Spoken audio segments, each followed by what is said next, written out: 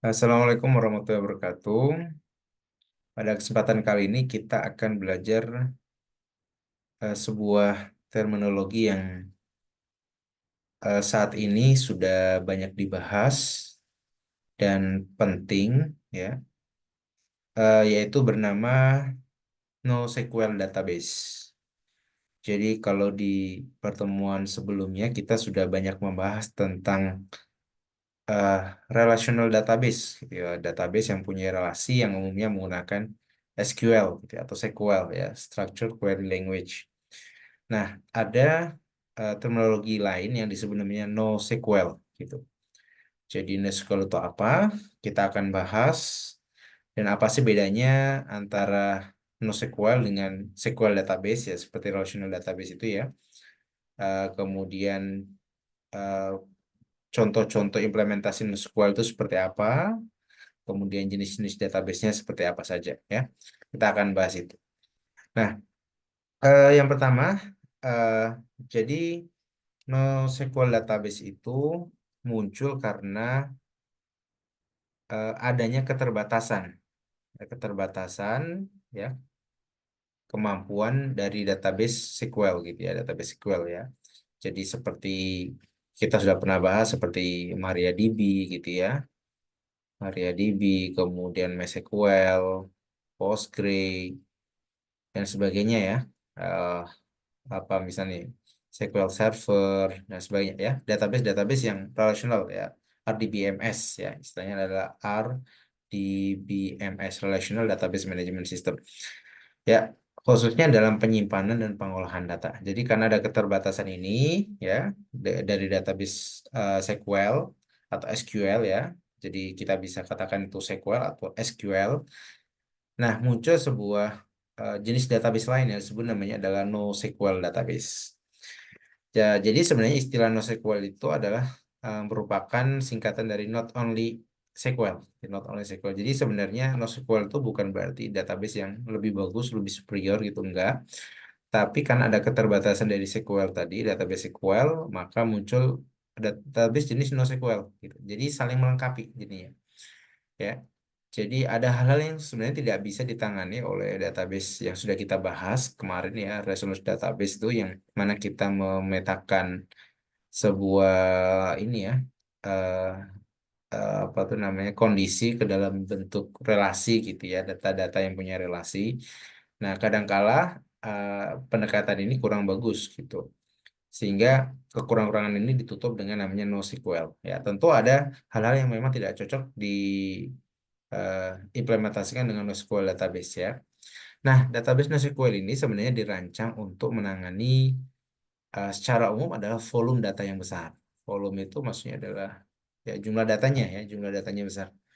Jadi kalau kita misal bilang eh, SQL database itu seperti kita menggunakan aplikasi misal dalam perkuliahan atau pendaftaran, gitu ya, dan sebagainya, itu yang mana datanya hanya kecil, gitu ya. Kecil itu mungkin usernya cuma ribuan, gitu ya, atau ratusan ribu. Transaksinya juga bisa jadi belum tentu harian. Data yang disimpan juga mungkin nggak akan banyak-banyak, mungkin hitungan mega, giga, gitu ya. Giga mungkin jarang, ya. Mungkin itu sudah akumulasi data yang lama, gitu ya. Nah, tapi saat kita bicara tentang data yang benar-benar besar, gitu ya, data di e-commerce, data di media sosial, data di dari mesin, dari, ya, smartwatch dan sebagainya, gitu, yang aplikasi, data dari Google, data dari Android dan sebagainya, itu eh, datanya volumenya besar banget, ya, dan pertumbuhannya juga cepat, gitu ya. Pertumbuhannya cepat itu maksudnya dalam hitungan 1 detik, dalam hitungan 1 menit, dalam hitungan 1 hari, itu pertumbuhannya cepat sekali, gitu ya. Data itu bertambahnya sangat besar, eksponensial. Kalau di SQL database, ya, atau relational database umumnya kan kita punya ini waktu, gitu ya. Waktu itu apa, ya? Time, gitu biasanya, ya. Ini adalah volumenya, gitu ya. Volumenya misal dia itu linear, gitu. Semakin lama waktunya, semakin data akan berkembang cepat, gitu. Semakin datanya berkembang, gitu ya. Tapi kalau kita ngomong eh, relational, apa namanya, NoSQL database, ya, dia akan menangani data yang pertumbuhannya seperti ini, eksponensial, dalam waktu yang sebentar saja data itu bertumbuh dengan sangat cepat. Nah, biasanya database NoSQL itu cocok untuk aplikasi yang yang modern ya, web modern seperti tadi e-commerce, media sosial dan sebagainya. Web yang memang trafficnya banyak sekali besar gitu ya, yang mana membutuhkan analisis data juga gitu ya. Kemudian di mana kecepatan dan skalabilitas itu kebutuhan utama. Jadi kalau kita ngomong misal aplikasi yang dengan traffic yang besar gitu, user yang banyak gitu, ya tentu kita walaupun dengan user yang banyak, tentu kecepatan tuh harus tetap terjaga gitu. Kita nggak mau buka suatu halaman yang loadingnya bisa 10 detik, itu sebenarnya sangat kurang bagus gitu ya, atau sampai hitungan menit gitu. Nah, padahal semakin besar trafficnya, semakin tinggi trafficnya, artinya bebannya semakin besar, yaitu maka semakin susah server gitu ya untuk bisa menangani request yang masuk ya, maka butuh kecepatan dan skalabilitas. Skalabilitas itu maksudnya beban kerja gitu ya, beban kerja misal yang awalnya kita punya sistem gitu ya, yang mana hanya ada 10 user gitu.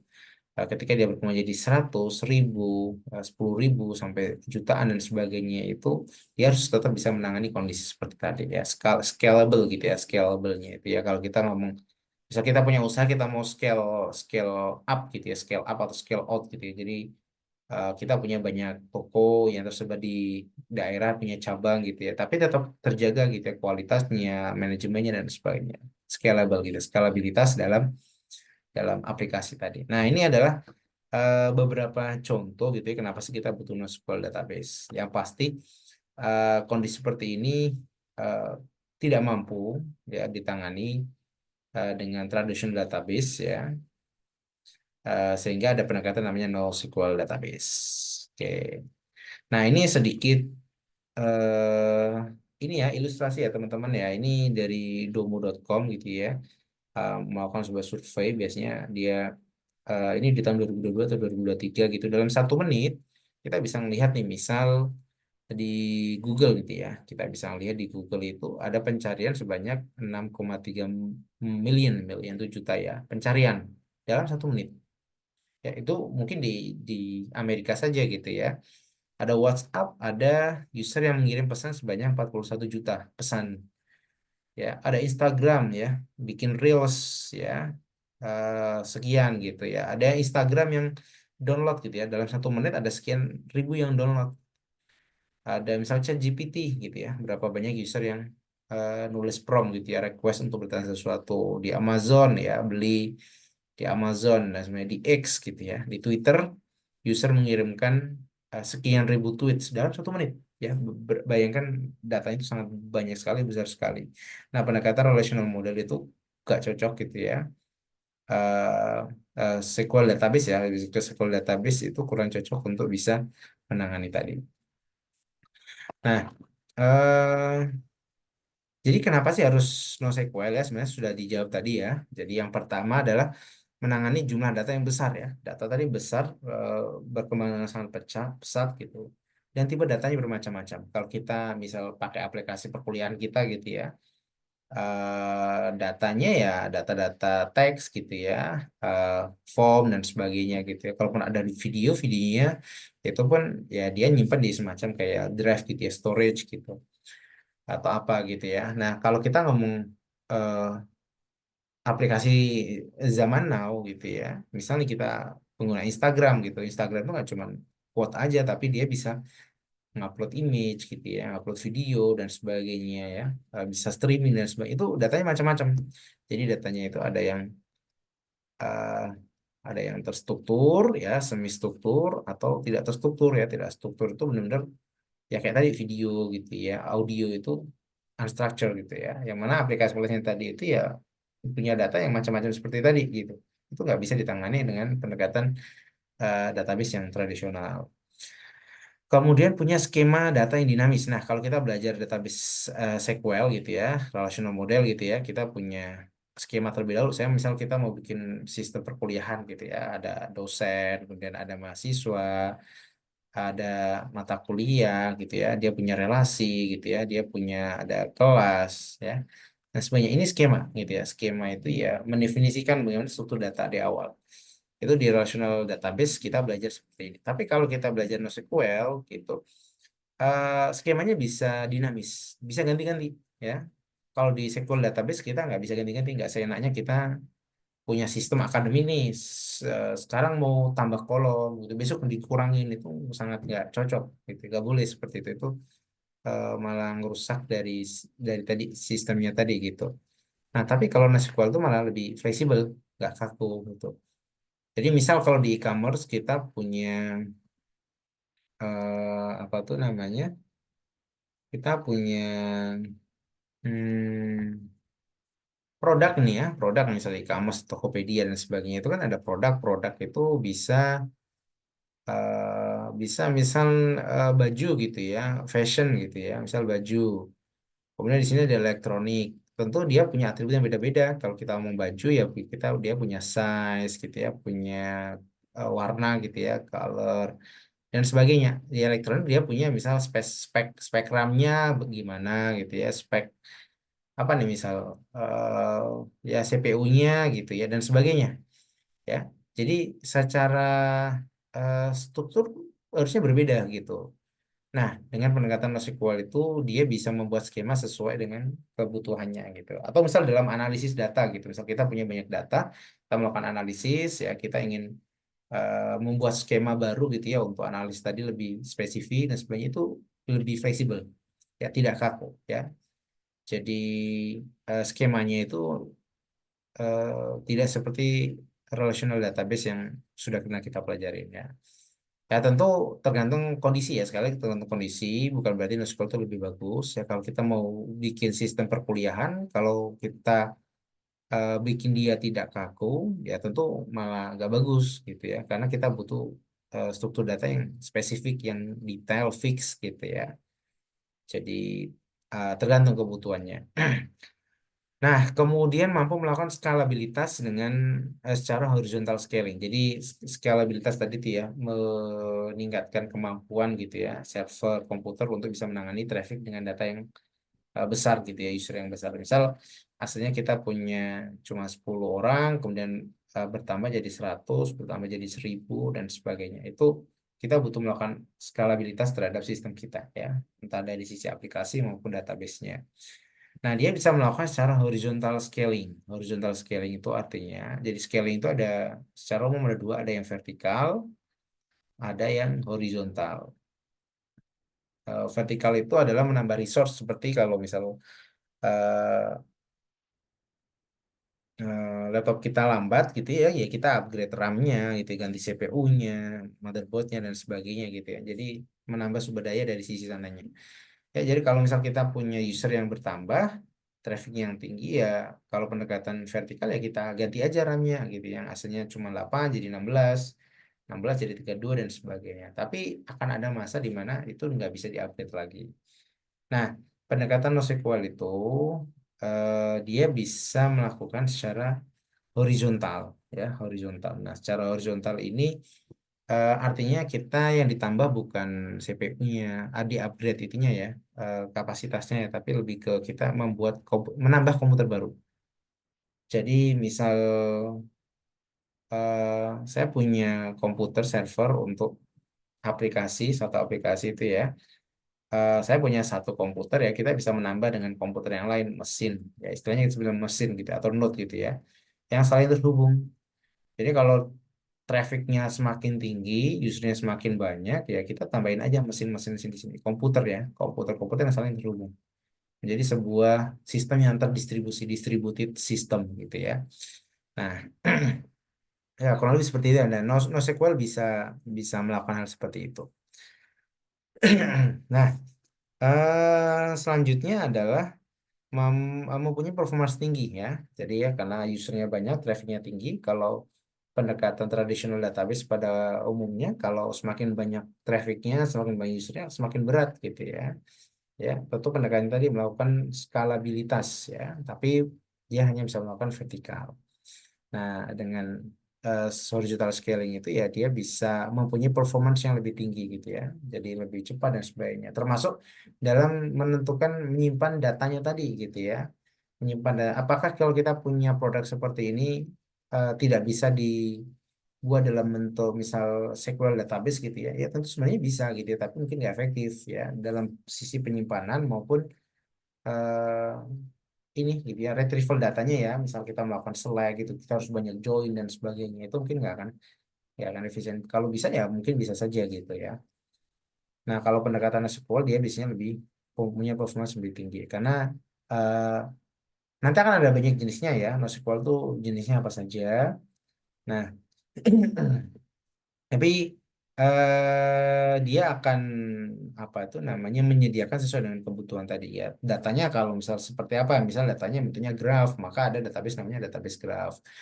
Misal datanya bentuknya dokumen, maka ada database namanya dokumen database gitu dan sebagainya. Jadi sebenarnya NoSQL itu nanti banyak jenisnya ya. Jadi banyak jenisnya. Database NoSQL itu ada beberapa jenis. Nah, kita akan bahas beberapa jenis tadi eh, di kuliah kali ini. Nah, ini adalah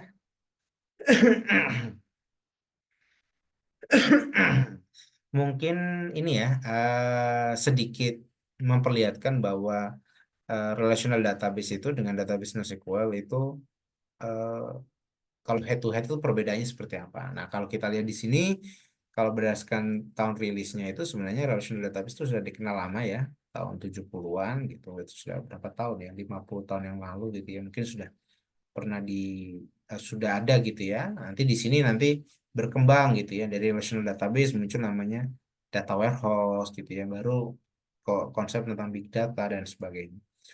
Nah, kalau NoSQL database itu sekitar tahun 2000-an ya, muncul mungkin lagi rame gitu ya. Terkait ini ya. Ramenya mungkin lebih ke sekarang ya, tapi sebenarnya sudah dirilis dari tahun sekian. Nah, model datanya itu adalah satu jenis ya. Kalau kita ngomong database relational, relational database itu ya bentuknya ya punya skema ya, ada entitas, punya relasi gitu ya. Tapi kalau NoSQL itu banyak jenisnya. Ada namanya key value, ada namanya dokumen, ada namanya column oriented, ada namanya search gitu, ada spasial dan sebagainya. Graph, nah, tergantung gitu ya, tergantung bentuk datanya. Jadi muncul banyak kondisi yang mana ini adalah jenis-jenis yang umum ya di NoSQL database. Nah, kemudian berdasarkan skemanya ya, kalau kita ngomong skema ya, kalau kita ngomong relational database itu ya skemanya ya satu, tetap gitu ya, tetap. Jadi kalau saya mau bikin database kepolisian ya harus jelas gitu ya. Ini entitas ini hubungannya apa, koordinatisnya bagaimana gitu ya, dan sebagainya gitu. Kita nggak bisa dengan mudah untuk merubah-rubah gitu ya. Setiap waktu kita ganti sesuai dengan kebutuhan nggak bisa gitu. Jadi memang harus diinisialisasi di awal. Ya, saat bikin database itu harus ada skemanya tadi. Ya. Ya, untuk bikin skemanya itu ya kita menggunakan perintah DDL ya, Data Definition Language ya. Nah, tapi kalau kita ngomong tentang NoSQL itu skemanya fleksibel. Nah, fleksibel tadi saya jelasin gitu ya. Misal kalau di e-commerce ada produk gitu ya, ada produk di mana produk itu banyak jenisnya. Misal contohnya adalah fashion, baju gitu ya dengan elektronik.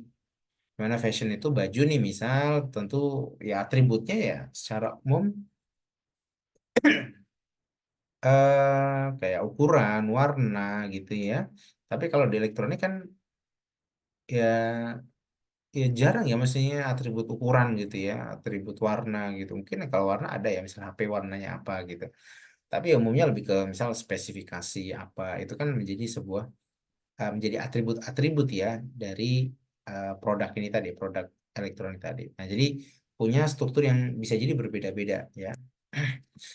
Skalabilitas tadi ya, skalabilitas tadi saya sampaikan bahwa kalau kita ngomong relational database adalah menggunakan vertikal gitu. Walaupun sekarang ada selain SQL ada NoSQL ada namanya New SQL juga ya tapi kita nggak bahas itu yang mana sebenarnya dia bentuknya lebih ke SQL database yang tapi dia bisa melakukan horizontal scaling gitu ya setahu saya saat ini.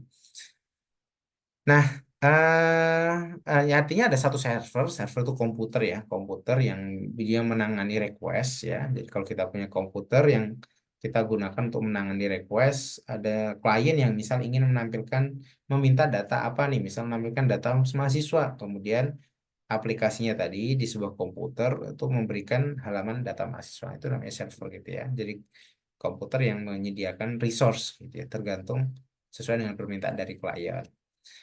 Ya, tapi kalau kita secara horizontal, ya artinya yang ditambah itu adalah komputernya atau servernya, ya. Jadi semakin banyak servernya, ya semakin dia kuat harusnya, ya. Ya, tentu kelihatan eh, kayaknya menarik ya yang MySQL ya. Tapi untuk menambah server itu nggak semudah tadi gitu ya. Ya, jadi bagaimana menghubungkannya, ada latensinya dan sebagainya itu challenge di sana ya. Nah, kemudian terkait selanjutnya terkait manipulasi data ya, kita bisa menggunakan perintah kayak DML gitu ya, select, insert gitu, ya, update gitu ya. Tapi kalau kita menggunakan NoSQL, kita menggunakan API yang disediakan gitu ya. Kemudian ini contoh database-nya. Contoh database-nya tadi di awal sudah saya spill bahwa kalau kita ngomong tentang NoSQL database itu eh, tentang SQL database ya, tentang SQL database relational model ini ya, itu database yang umum ya MySQL, MariaDB, Postgre dan sebagainya. Itu database-database yang ya memang tadi RDBMS gitu ya, Relational Database Management System ya. Sistem database yang menangani data-data yang model yang punya relasi tadi. Tapi kalau NoSQL nanti teman-teman akan mengenal tools-tools baru. Ini software ya, ini software. Ada MongoDB, Couchbase, HBase, Neo4j, DynamoDB dan sebagainya. Ya, jadi memang ini adalah database-database ya, software ya, database yang memang untuk database yang NoSQL tadi ya. Oke. Nah, kita akan masuk di ini ya. Kita akan masuk di apa tuh namanya? Database jenis database yang pertama namanya adalah key value database ya, key value. Jadi dari kata-katanya harusnya mudah ya, key itu kunci ya, value itu ya nilai gitu ya, database. Nah, contohnya itu apa atau gimana sih pengertiannya itu ya? Jadi key value database adalah jenis database, jenis NoSQL database yang menyimpan data dalam bentuk pasangan kunci dan nilai. Jadi ada kunci dan nilai. Jadi ada sebuah kunci yang setiap kunci itu punya nilai, gitu sih mudahnya. Nah, nilai tadi ya contohnya misal kalau kita menginisiasi variabel gitu ya, misal eh, nama gitu ya, Budi gitu. Nah, nama itu adalah key, ya. Budi itu adalah value. Nah, sebenarnya gitu sih. Atau misal yang lain, misal umur gitu ya. Umur itu adalah key gitu ya. Umurnya misal 20 tahun. Ya, eh, 20 adalah value. Ya. Sederhana tadi ini jadi database yang paling sederhana di NoSQL itu namanya adalah key value ya. Jadi dia cuma pasangan kunci aja, nggak ada hubungan relasi dan sebagainya kayak relational model. Jadi kalau kita nyimpan data dalam suatu database yang hanya menyimpan key dan value, itu disebut namanya adalah key value database. Ya, semudah tadi. Nah, kalau kita ngomong key value, value-nya ini tadi itu tidak harus string gitu ya atau integer gitu ya. Jadi dia bisa berupa array. Ya, array ya, array itu yang list gitu ya. Jadi misal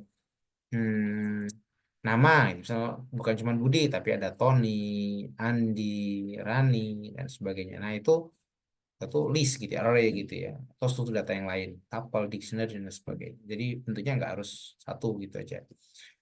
Nah, ini paling ini ya, paling paling sederhana gitu ya. Ya tentu jauh lebih sederhana daripada SQL database ya. Nah, tidak ada hubungan antara satu item dengan item yang lain gitu. Ya pokoknya saya punya key yang nyimpan sebuah value. Nah, sederhana tadi. Itu konsep dari key value database.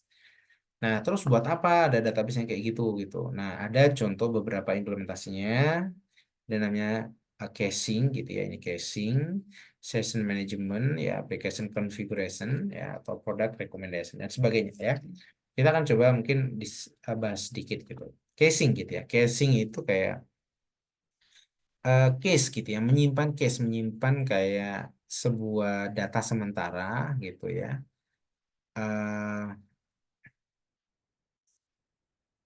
Eh, kita punya data sementara gitu ya untuk mempercepat misalnya contohnya misal kalau kita buka aplikasi gitu ya, ada buka aplikasi suatu aplikasi pertama kali itu ya tentu dia akan diarahkan untuk ke aplikasi tadi, ke servernya tadi ya, ke servernya tadi gitu ya. Misal kita buka Instagram gitu ya, Instagram atau mungkin apa, Tokopedia dan sebagainya. Saat kita buka satu halaman, ya kita kan namanya request tuh, request ya, request ke servernya, ke komputernya sana, ya. Kemudian dia akan ngasih feedback ke memberikan respon. Yang mana server tadi itu ya dia punya database gitu ya, punya database ya. Kalau cerita dalam hal ini misal relational database ya, ya udah dia minta ke database ini atau NoSQL database tadi ya, tergantung jenis databasenya. Nah, dengan pendekatan casing ini kita bisa meminimalisir untuk user meminta langsung ke server atau ke database-nya tadi ya. Kenapa kok diminimalisir ya? Kalau semuanya request masuk ke database nanti berat sekali, database-nya bisa nggak kuat gitu ya. Apalagi ya database itu eh, apa ya? Ya umumnya disimpan di disk gitu ya, di disk ya, bukan di memori gitu. Jadi lebih lambat ya. Nah, ada salah satu database namanya Redis yang umum banget digunakan sebagai case untuk menyimpan query database. Jadi konsepnya adalah ada seseorang misal ingin nampilin data promo nih, ya data promo itu kan tentu nggak ganti setiap detik nih, misal per satu hari atau per sekian hari gitu, yang mana datanya mungkin lebih eh, apa ya? eh, ada datanya akan sama dalam durasi waktu yang pendek gitu ya, misal tadi ya dalam satu hari dan sebagainya. Nah, kalau ada 1.000 orang yang buka data tentang promo nih, maka semua akan minta ke server tadi, berat sekali ya. Gimana kalau yang seperti itu kita simpan ke sebuah tempat namanya adalah case tadi itu ya, case, sehingga orang kalau minta masuk ke halaman apa tuh namanya promo, dia tidak harus langsung masukkan di sini, tapi dia bisa minta ke sini terlebih dahulu gitu ya. Kalau ada ya udah dikembaliin dari sini tanpa harus meminta ke server ini. Ya, jadi ketika aplikasi menerima permintaan untuk sebuah halaman gitu ya, misalnya halaman promo tadi yang membutuhkan data, tentu ya kalau kita minta suatu eh, masukan nih Tokopedia slash profil slash promo itu kan minta data kan sebenarnya ya, request data kan ya. Ya dia akan menyimpan di case tadi itu ya, case gitu ya, dalam hal ini Redis tadi gitu. Jadi key value-nya apa adalah, key adalah misal misal dia minta data tentang promo nih, data promo ya. Jadi saat dia masuk key tadi, maka value-nya adalah ditampilkan data tabel promonya tadi ya. Sekali lagi value tadi tidak harus string gitu ya, bisa macam-macam bentuknya. Jadi orang kalau minta, oh di sini key ada data promo atau URL-nya tadi, ya udah kasihkan tabel ini aja gitu, tanpa harus melakukan query ke dalam servernya ya, kayak gitu ya. Jadi jika data tersebut ada di case gitu ya, maka aplikasi mengembalikan data dari case tanpa perlu melakukan query langsung ke database.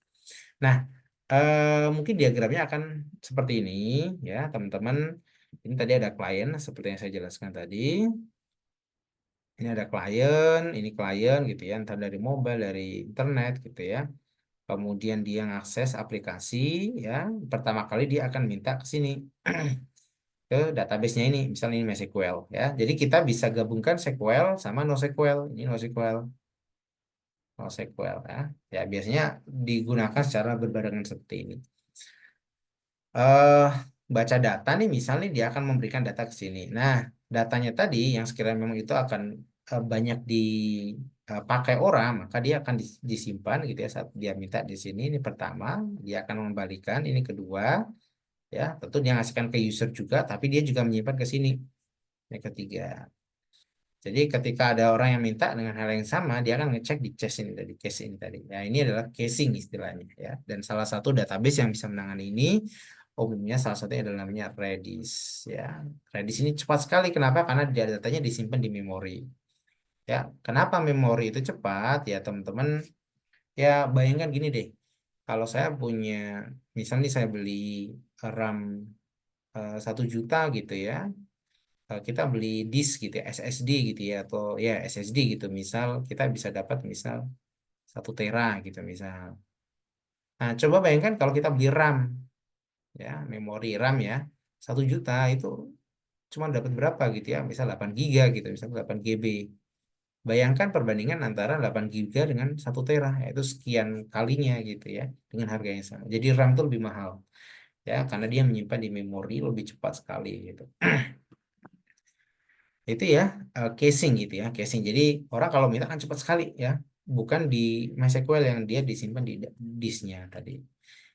Ya, itu contoh-contoh mungkin agak sedikit teknikal ya, tapi kita nggak sangat membahas teknologinya, tapi ya ini contohnya saja gitu implementasinya ya. Tentu kalau teman-teman ingin explore ya silakan. Oh gimana sih kalau saya mau pakai Redis ya, ya teman-teman explore sendiri gitu. Misal contoh yang lain adalah session management ya. Di session management itu ya nyimpan session gitu ya. Misal dia nyimpen ID pengguna gitu ya, ID pengguna. Misal saya mau buka aplikasi website gitu ya, aplikasi website. Tentu aplikasi website itu kan banyak ya halamannya ya, halaman satu, halaman dua, halaman tiga. Nah, nah, kemudian saya ingin buka halaman kelima gitu, ya. Halaman kelima misal profil gitu ya, halaman profil. Saya buka halaman profil atau halaman keranjang saya atau apa gitu ya. Nah, gimana dia bisa mengingat ini adalah saya yang login?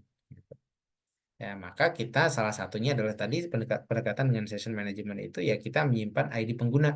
Jadi ID penggunanya misal ID adalah misal 2351 ya. 2351 itu siapa gitu. Misal saya punya lagi key-nya adalah namanya siapa nih misal nama saya gitu ya.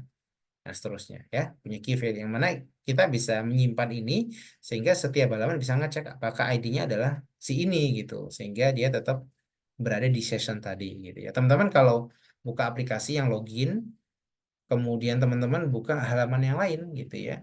Ya tentu akan statusnya masih login ya, statusnya masih login. Kenapa? Karena ada session di sana. Tapi kalau teman-teman punya dua halaman seperti ini atau tiga halaman seperti ini, di sini teman-teman logout nih, logout. Nah, ternyata buka di sini ya akan otomatis akan logout. Nah, akan otomatis akan logout. Kenapa? Karena punya session akan dicek sessionnya tadi. Ya gitu ya. Nah, ini contoh ilustrasi ya, setelah pengguna berhasil login ke aplikasi, informasi sesi pengguna tadi disimpan ya, misal contohnya dalam Redis. Jadi Redis itu database ya, dalam kunci unik ya ID-nya tadi. Ya, kurang lebih seperti itu ya, ada session management. Ada lagi product recommendation gitu ya. Ini juga sama gitu ya. Misal orang dengan karakter seperti ini maka direkomendasikan seperti ini. Ya tentu kalau misal kita ngomong rekomendasi produk itu kan ya orang kalau beli di suatu apps itu kan banyak nih karakteristiknya. Misal kita punya 100 juta user gitu ya, misal nih. Nah, tentu dia punya banyak karakteristik yang berbeda-beda. Nah, tapi kita bisa personalisasi tadi. Oh, ada tipe-tipe orang yang seperti ini. Oh, ada tipe-tipe orang yang suka masukkan barang di chat tapi nggak beli-beli. Oh, ada tipe yang orang yang jarang buka tapi dia langsung top apa namanya check out gitu ya. Ada orang yang suka browsing browsing aja tapi nggak pernah beli dan sebagainya. Dia punya personalisasi yang berbeda-beda gitu ya. Nah, preferensi pengguna ini yang macam-macam itu tentu kita bisa berikan rekomendasi. Oh, kalau yang B itu seperti apa rekomendasinya gitu ya. B, D rekomendasi seperti apa. Jadi kalau ada tipe orang yang seperti D ya, oh ada D maka dikasihkan rekomendasikan ini misal kasih diskon, tampilkan halaman apa dan sebagainya ya.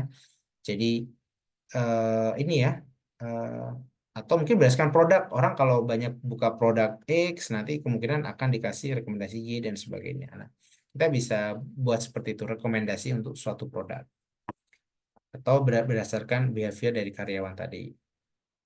Ya, jadi sama menyimpan sesuatu ID-nya, key-nya tadi.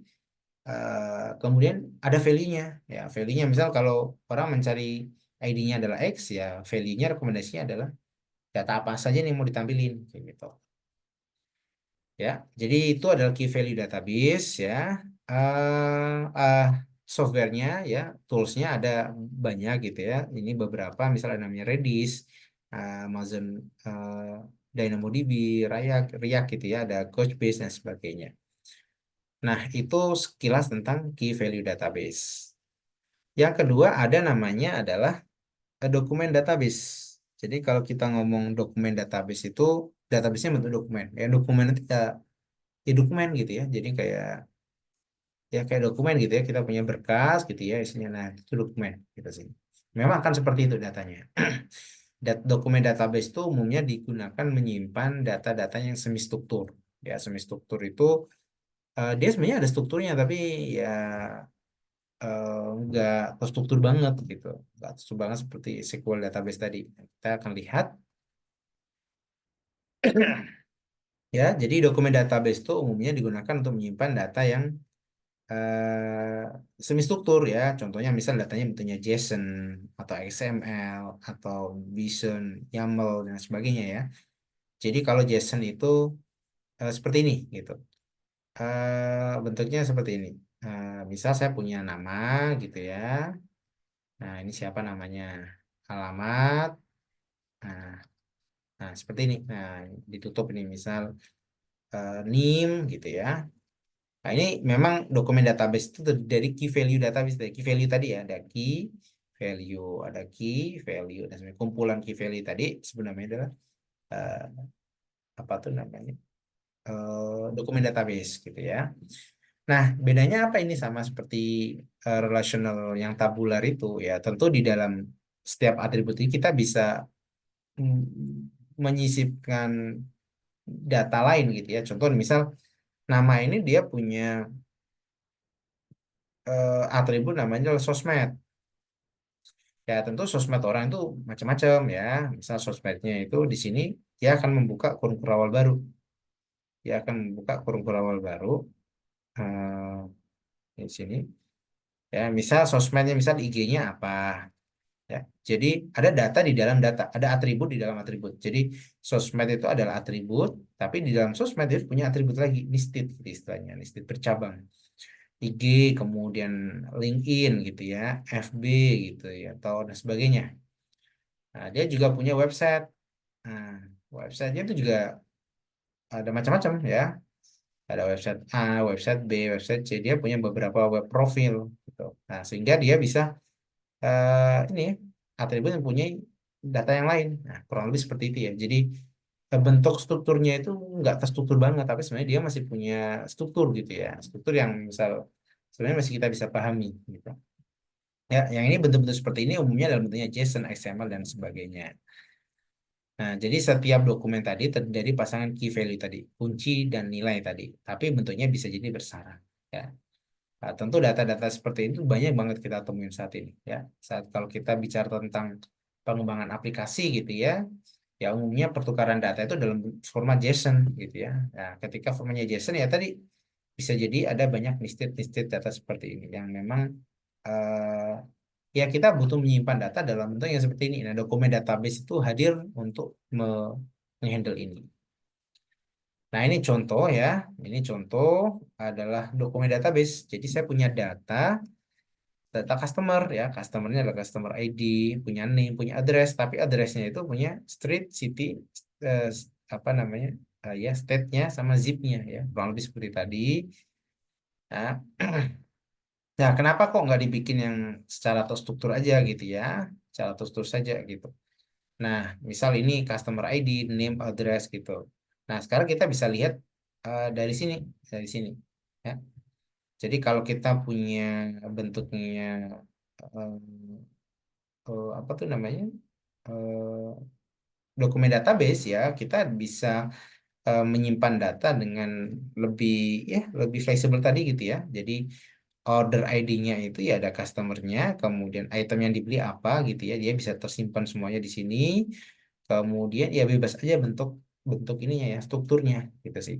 Jadi kembali lagi gitu ya, kita kalau kita memang membutuhkan struktur yang fix, nggak boleh rubah-rubah, ganti dan sebagainya tadi harus punya apa sih namanya itu kardinal apa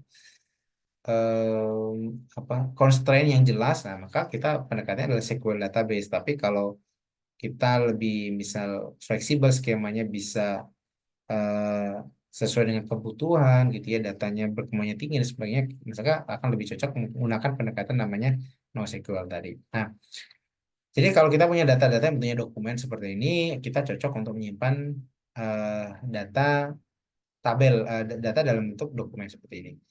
Nah, misal ini adalah ID satu gitu ya. Misalnya ini ID satu nih, customer ID satu record gitu ya. Saya punya customer ID lagi gitu, tapi nggak ada addressnya. Dia cuman customer ID dan name-nya saja, dia nggak punya address, dia nggak ada masalah ya. Jadi dia apa ya istilahnya ya, kalau kita simpan dia ke dalam database yang relasional itu maka kita harus menyiapkan semua kolomnya nih. Ini customer ID, ini punya name gitu ya, ini punya misal addressnya street dan sebagainya, city dan sebagainya ya. Maka ketika lengkap keisi semuanya, tapi kalau nggak lengkap dia kosong gitu ya, sparse gitu ya, kalau nggak salah sparse istilahnya ya. Jadi eh, ada nilai kosong ya. Jadi kita nyiapin tempat tapi nggak dipakai. Tapi kalau kita pendekatannya dengan dokumen, ya dia ya sesuai kebutuhan saja gitu. Jadinya kalau misal saya punya data yang kedua, ada customer ID dan name-nya saja, ini ID dan name saja, ya dia cuman mengalokasikan untuk ini saja gitu sih. Jadi lebih efisien dalam menyimpan data dan retrieval datanya, baca datanya itu juga lebih cepat kan nantinya. Gitu ya. Jadi seperti ini kurang lebih. Nah, dalam dokumen database ada terminologi ya, ada istilah-istilah, ada namanya dokumen, ada collection, field, key gitu ya. Jadi kalau dokumen itu ya ini kumpulan record gitu ya, kumpulan record. Oke, kalau collection itu ya recordnya ini tadi ya, ini record ya, collection. Ada field gitu ya.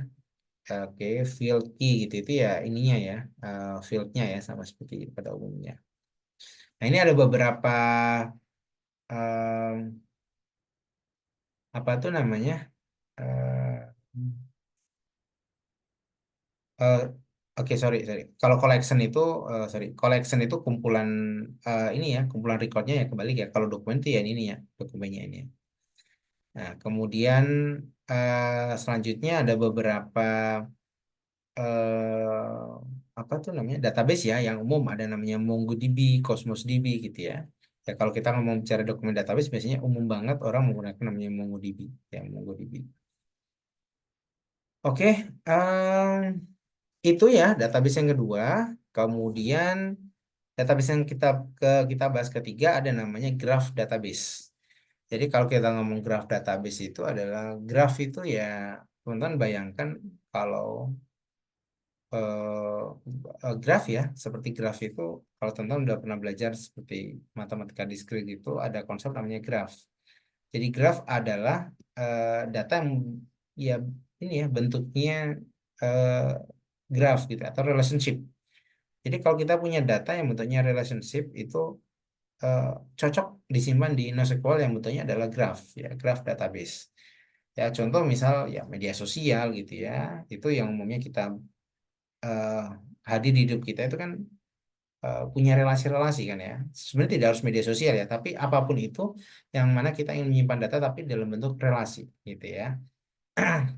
Dia menggunakan konsep graph gitu ya, teori graph, di mana setiap graph itu punya namanya adalah node gitu ya, dan edge-nya. Jadi node itu adalah entitasnya. Jadi kalau misalnya saya gambarkan, misal ini adalah node-nya, entitasnya. Dan edge itu adalah relasinya, relasinya. Ini sedikit berbeda dengan yang relational database ya, yang mana kita ada entitas dan relasi enggak ya. Tapi node di sini itu adalah titik gitu ya, titik objeknya, titik objeknya. Ya, jadi contohnya itu nanti kita bahas ya. Nah, setiap node itu memiliki properti atau atribut ya. Jadi setiap ini entitas itu punya properti atau atribut ya, atribut ya yang menggambarkan ini tadi gitu ya. Si node tadi ya. Node itu ya titik tadi gitu ya. Nah, ada kalanya garisnya ini atau edge ya tadi itu juga punya namanya properti tadi ya. Untuk lebih jelasnya kita akan lihat contoh. Nah, ini contohnya. Ini adalah contoh sebuah eh, pertemanan gitu ya, sebuah pertemanan ya. Jadi oh ini ada namanya Sam gitu ya, ada Ani gitu, ada Jack ya dan sebagainya itu dia adalah objek dari node-nya. Jadi node-nya di sini tuh bukan kayak entitas yang seperti di relational model, tapi node di sini adalah objek, node objek gitu ya. Nah, di sini objeknya adalah orang gitu ya. Jadi node di sini adalah mengatakan adalah orang gitu ya. Nah, atau mungkin contohnya nih di media sosial nih, misal media sosial. Jadi ini adalah akun gitu ya, di mana Jack itu friend sama Ani gitu ya, Ani friend sama ini gitu ya, dan sebagainya ya. Atau mungkin Jack itu follow Ani, Ani follow Sam gitu ya, tapi Sam nggak follow Ani gitu ya. Jack follow Mac gitu ya, Mac tapi nggak follow Jack gitu ya. Ya, dan kurang lebih seperti itu ya. Jadi punya node punya entitasnya gitu. Nah, Ah, contoh dari graf ini itu adalah misal node tadi ini adalah orang ya, ini node ya, ini node, ini node, ini node, ini edge-nya, garisnya ini edge-nya ya, friend-nya gitu ya, follower, follower atau following gitu ya, istilahnya mungkin ya. Nah, mungkin teman-teman bisa nangkep. Dan setiap node gitu atau edge tadi itu punya properti, misal node itu ya punya properti ya, punya nama, punya usia, punya jenis kelamin gitu ya. Kemudian age-nya itu hubungan, ini hubungannya apa sih? Hubungannya apakah hubungan saling follow-nya, apakah tanggal kenalnya, atau apa? Jadi tergantung gitu ya. Jadi punya properti. Ya. Nah, ini contoh yang lain gitu ya. Jadi kita kalau kita punya data relasi gitu ya, dan kita buat dia dalam bentuk seperti itu, mudah sekali analisisnya. Jadi misal user tadi gitu ya, ini tadi user A, ini user B, user C, user D, user E, ini sorry, ini bukan user ya, ini postingan ya. Jadi kita bisa tahu user itu post gitu ya. Post jadi ini ada transaksinya yang melakukan posting gitu ya di tanggal ian, dan postnya tadi di repost atau di retweet gitu ya, atau di ya di retweet di post ulang gitu oleh user B gitu ya. Yang mana user B adalah follow ini. Jadi kalau saya tanya eh, kita ingin tahu eh, post ini siapa saja yang follow, nah kita siapa saja sih yang repost gitu, kita bisa dengan mudah mungkin mengatakan si ini gitu ya. Misal kalau ada orang lagi, mana di user ada di user D, dia juga repost gitu ya. Nah, kita bisa dengan mudah mengatakan bahwa siapa sih yang repost post dari si A tadi ya, si user B ini dan user D ini, dengan sangat mudah sekali gitu ya. Jadi kalau bayangkan kalau kita punya skema seperti ini, kita simpan ke relational model itu. Eh, dan itu tuh bisa tapi kurang efektif ya, kurang efektif. Kita harus nyiapin sekian entitas, sekian tabel, relasinya gimana dan sebagainya. Nah, jadi kalau teman dengan pendekatan graph database, dia akan ya benar-benar kalau ada transaksi lagi si ini gitu ya, ya dia akan menampilkan bentuknya edge dan dotnya tadi seperti apa gitu. Ya, ya teman-teman mungkin bisa ditangkap dari sisi konsep ya, tapi secara implementasi tentu butuh pemahaman lebih dalam ya. Nah, beberapa studi kasus ya di graf itu, graf database misal paling mudah adalah jejaring sosial, media sosial ya. Jadi seperti Facebook, Instagram gitu ya, TikTok dan sebagainya. Menyimpan profil pengguna, hubungannya, aktif aktif aktivitasnya gitu.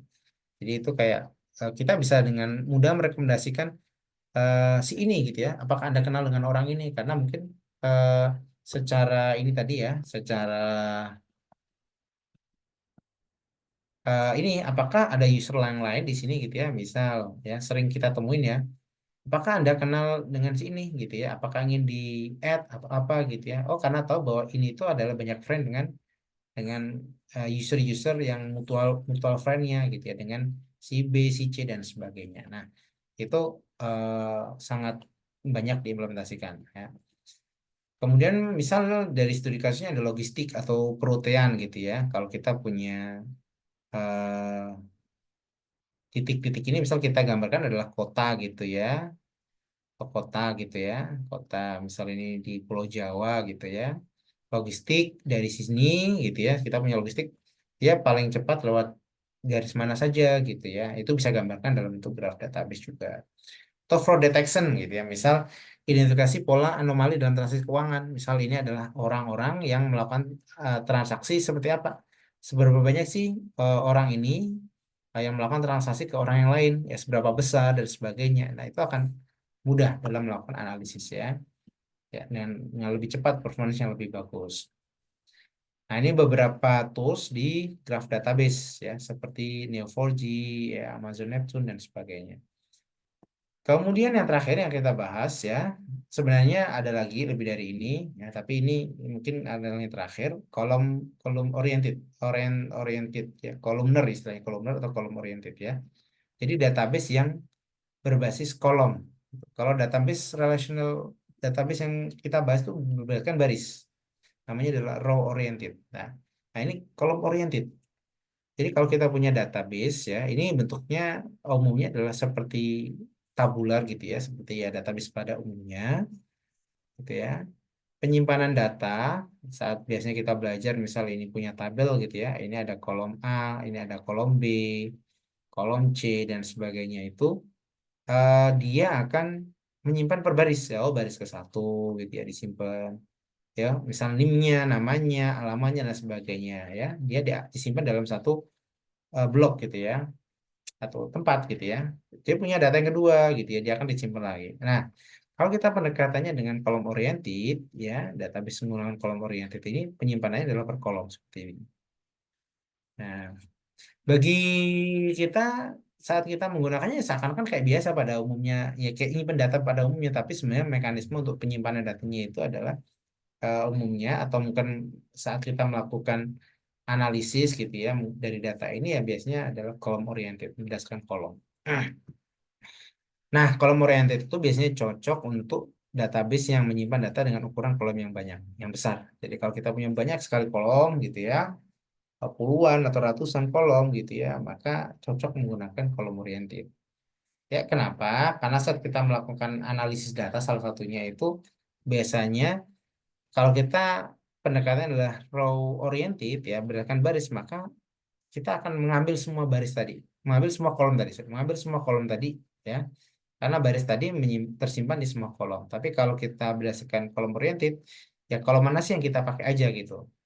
Nah, misal, kita mungkin contoh ya. Nah, mungkin contohnya, teman-teman bisa lihat nih, misal di sini ada eh, row penyimpanan berbasis kolom, berbasis row gitu ya, baris dan kolom gitu ya. Jadi kalau kita punya data ini date gitu ya, tanggal, tokonya apa, produknya apa, customernya apa, price-nya berapa gitu. Kalau kita ingin tahu total price-nya berapa sih, total harganya berapa, maka ya kita harus query semuanya gitu ya, kena baris semuanya ini ya. Walaupun kita cuma ingin mendapatkan total price-nya ya, menggunakan sum gitu ya, sum price-nya ini ya, atau average-nya atau apa gitu. Tapi kalau kita menggunakan kolom oriented, ya kalau kita ingin mengetahui sum price-nya, ya kita tak perlu ambil semua datanya ya, kita cukup ambil ya ini aja ya, kita melakukan agregasi di sini saja. Jadi lebih cepat. Ya hanya untuk kolom ini saja. Nah, jadi memang kolom oriented itu cocok untuk menyimpan data ya dengan kolom yang banyak dan banyak transaksi di sisi kolomnya ya. Biasanya menggunakan kayak agregasi group by kayak gitu ya yang pernah kita pelajari di relational model, relational database. Nah, tapi saat kita pakai ya seakan-akan kayak kita ya pakai biasa, database biasa gitu. Jadi kita nggak terlalu ngerti dia seperti apa mekanismenya. Tapi sebenarnya di belakang itu adalah seperti itu. Ya. Nah, ini contoh lebih detail lagi gitu ya. Sama seperti yang kita bahas tadi.